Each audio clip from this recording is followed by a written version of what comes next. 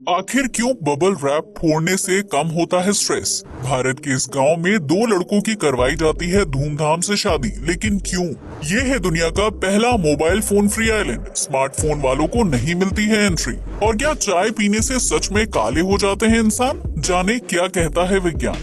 देश और दुनिया से जुड़े इन अमेजिंग फैक्ट्स को जानकर उड़ जाएंगे आपके होश। फैक्ट नंबर 1, टमाटर एक ऐसा खाद्य पदार्थ है जिसकी सेल्फ लाइफ बहुत ही कम होती है और वो जल्दी खराब हो जाता है। लेकिन क्या आप जानते हैं कि फ्लेवर सेवर किस्म के टमाटर की सेल्फ लाइफ बहुत ही लंबी होती है, जो 45 दिन के बाद भी बिल्कुल फ्रेश रहता है। इस टमाटर को कैलिफोर्निया में कैलगेन कंपनी ने बनाकर तैयार किया है, जिसमें जेनेटिक बदलाव किए गए हैं। इस जेनेटिक बदलाव की वजह से टमाटर के पकने की प्रक्रिया को धीमा किया गया है, जिसकी वजह से वो जल्दी खराब नहीं होते हैं और लंबे समय तक इस्तेमाल करने लायक रहते हैं। दरअसल टमाटर के भीतर पेक्टिन नाम की सेल वॉल पाई जाती है, जिसमें पीजी नाम का जीन होता है। ये जीन टमाटर को जल्दी पकाने और उसकी सेल्फ लाइफ कम करने का काम करता है। लेकिन वैज्ञानिकों ने इस जीन में बदलाव करके टमाटर को जल्दी पकाने वाले प्रोटीन को बनने से रोक दिया है। कैलिफोर्निया के नागरिक बहुत ही जल्द 45 दिन तक इस्तेमाल किए जाने वाले टमाटर का स्वाद चख पाएंगे, जिसकी वजह से टमाटर को खेतों से बाजार और फिर घर तक पहुंचने की प्रक्रिया आसान हो जाएगी।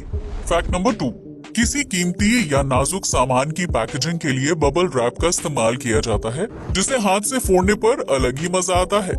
लेकिन आपको ये जानकर हैरानी होगी कि बबल रैप फोड़ने से इंसान का स्ट्रेस कम होता है, जिसके पीछे वैज्ञानिक वजह छिपी हुई है। एक रिसर्च से पता चलता है कि 1 मिनट तक बबल रैप फोड़ने से इंसान के शरीर में 33% तक स्ट्रेस कम हो जाता है, जबकि आधे घंटे तक इस प्रक्रिया को दोहराने से मसाज के बाद मिलने वाले आराम का एहसास होता है। दरअसल जब कोई इंसान बबल रैप फोड़ता है तो उससे निकलने वाली आवाज बॉडी पर एंटी स्ट्रेस की तरह काम करती है। वैज्ञानिक बताते हैं कि स्ट्रेस के दौरान इंसान की मांसपेशियां सिकुड़ने लगती हैं, जिसकी वजह से बॉडी लड़ने या फिर भागने के मोड में आ जाती है।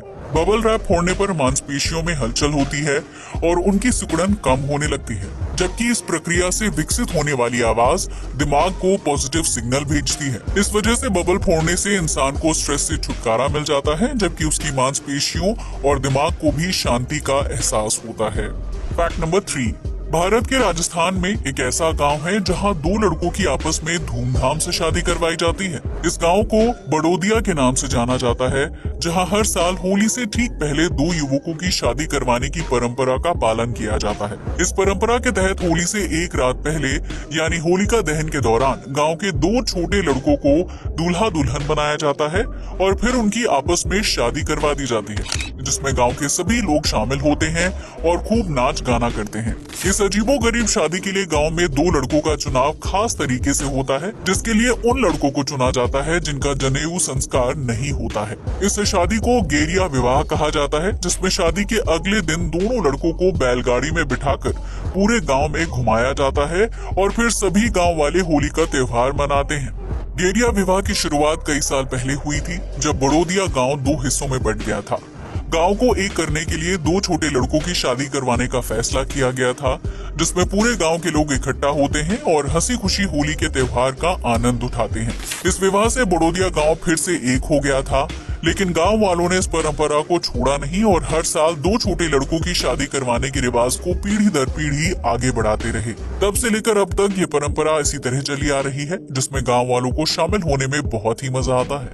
फैक्ट नंबर 4, फिनलैंड में उल्कोटैमियो आइलैंड में घूमने के लिए आने वाले लोगों को अपना मोबाइल फोन छोड़ना पड़ता है, क्योंकि इस आइलैंड में स्मार्टफोन का इस्तेमाल करना पूरी तरह से बैन है। इसी वजह से उल्कोटैमियो को स्मार्टफोन फ्री आइलैंड कहा जाता है, जिसे रेडिएशन फ्री रखने के लिए सरकार की तरफ से खास फैसला लिया गया है। दरअसल इस आइलैंड के पास ही ईस्टर्न गल्फ नेशनल पार्क है, जहां विभिन्न प्रजाति के जीव जंतु, पक्षी और पेड़ पौधे पाए जाते हैं।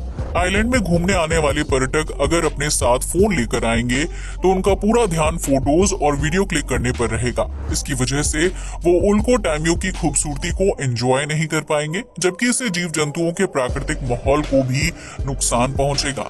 इसके अलावा मोबाइल फोन से निकलने वाली रेडिएशन की वजह से जीव जंतुओं और उनके अंडों को हानि पहुंचती है, जिसकी वजह से जानवरों के व्यवहार में आक्रामकता आ जाती है। इन सब बातों को ध्यान में रखते हुए उल्कोटैमियो में मोबाइल फोन का यूज करना प्रतिबंधित किया गया है, जिसकी वजह से यहाँ का माहौल बहुत ही शांत और स्ट्रेस फ्री रहता है। इतना ही नहीं, दुनिया भर के पर्यटक इस आइलैंड पर थेरेपी के लिए आते हैं, जहां उन्हें मोबाइल फोन और सोशल मीडिया के ट्रेंड से मुक्ति का एहसास होता है। फैक्ट नंबर 5, घर के बड़े बुजुर्ग अक्सर बच्चों को चाय पीने से मना करते हैं, क्योंकि चाय पीने से काला होने का डर रहता है।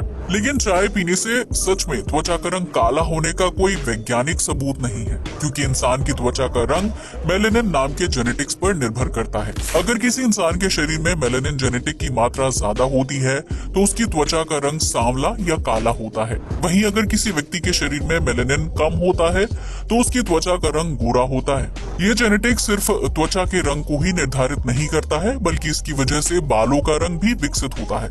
यही वजह है कि जब इंसान की उम्र बढ़ने लगती है तो शरीर में मेलेनिन कम मात्रा में विकसित होता है और इस वजह से बालों का रंग सफेद होने लगता है। इससे ये साफ हो जाता है कि त्वचा के रंग का चाय पीने से कोई संबंध नहीं है। लेकिन बच्चों को चाय से दूर रखने के लिए अक्सर माता पिता या घर के बड़े बुजुर्ग ये बोल देते हैं कि चाय पीने से त्वचा काली होती है। हालांकि ज्यादा चाय पीने से अपच और एसिडिटी की समस्या हो सकती है, जबकि चाय में कैफीन की ज्यादा मात्रा से दिमाग की कार्यशीलता पर भी बुरा असर पड़ता है। फैक्ट नंबर 6, साउथ अफ्रीका के केप टाउन से लगभग 2787 किलोमीटर की दूरी पर ट्रिस्टन डा कुन्हा को दुनिया का सबसे सुदूर आइलैंड माना जाता है, जो बाकी दुनिया से बिल्कुल अलग थलग है। और इस आइलैंड तक पहुंचना अपने आप में बहुत बड़ी बात है। ट्रिस्टन डा कुन्हा चारों तरफ से ज्वालामुखी के पहाड़ों से घिरा हुआ है, जिसमें गफ आइलैंड और नाइटिंगेल आइलैंड्स जैसे छोटे छोटे द्वीपों का समूह शामिल है।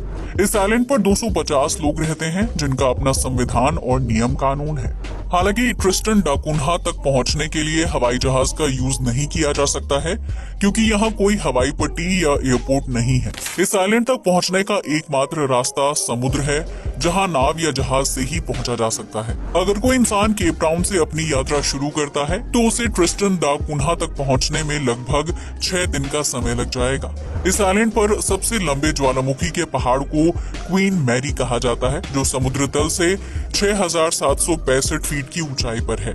बताया जाता है कि दुनिया के इस अलग थलग आइलैंड की खोज सन 1506 में पुर्तगाली खोजकर्ता ट्रिस्टाओ डा कुन्हा ने की थी, जिनके नाम पर इस आइलैंड का नाम रखा गया है। वहीं इस आइलैंड पर सबसे पहली बार साल 1816 में कुछ ब्रिटिश सैनिक अपने परिवारों के साथ रहने के लिए आए थे, जहां उन्होंने अपने घर बनाए और फिर यहीं के निवासी हो गए थे। इस दुर्गम द्वीप की सुंदरता देखते ही बनती है, जहां कई दुर्लभ प्रजाति के फूल, पौधे और वनस्पति पाई जाती है, और यूनेस्को ने इस आइलैंड को विश्व धरोहर स्थल के रूप में सूचीबद्ध किया है। फैक्ट नंबर 7, राजस्थान के जैसलमेर को ब्राउन सिटी कहा जाता है, जहां कनोई गांव के रेगिस्तानी इलाके में गर्ल्स स्कूल है। इस स्कूल को देखने के लिए हर साल सैकड़ों पर्यटक कनोई गांव पहुंचते हैं, जिसका आकार ओवल शेप में डिजाइन किया गया है। इस स्कूल में आसपास के गांव की लड़कियां पढ़ने के लिए आती हैं, जिन्हें रेगिस्तान के बीच शिक्षा मिलने की उम्मीद तक नहीं थी।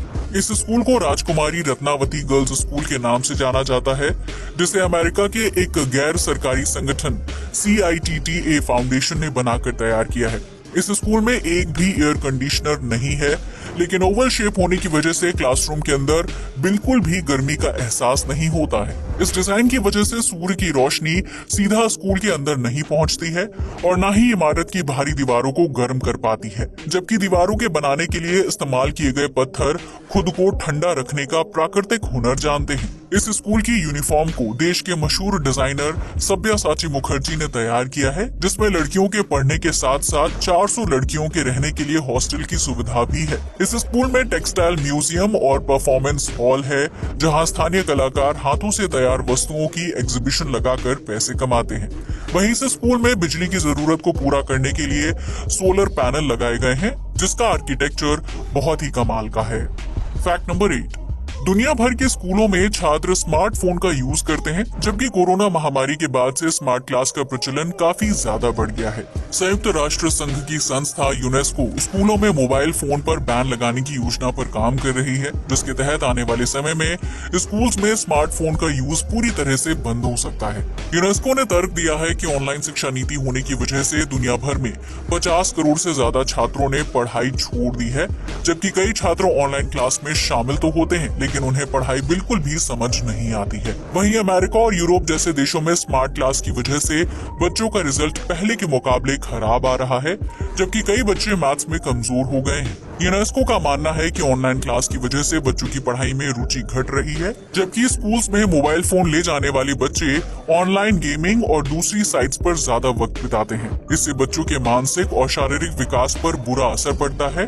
जबकि कई देशों की शिक्षा नीति भी प्रभावित हो रही है। तो ये संभव है कि भविष्य में स्कूल्स में स्मार्टफोन के इस्तेमाल पर बैन लगाया जा सकता है। इस बारे में आपकी क्या राय है, कमेंट सेक्शन में जरूर बताएं। आज के लिए बस इतना ही। जय हिंद दोस्तों।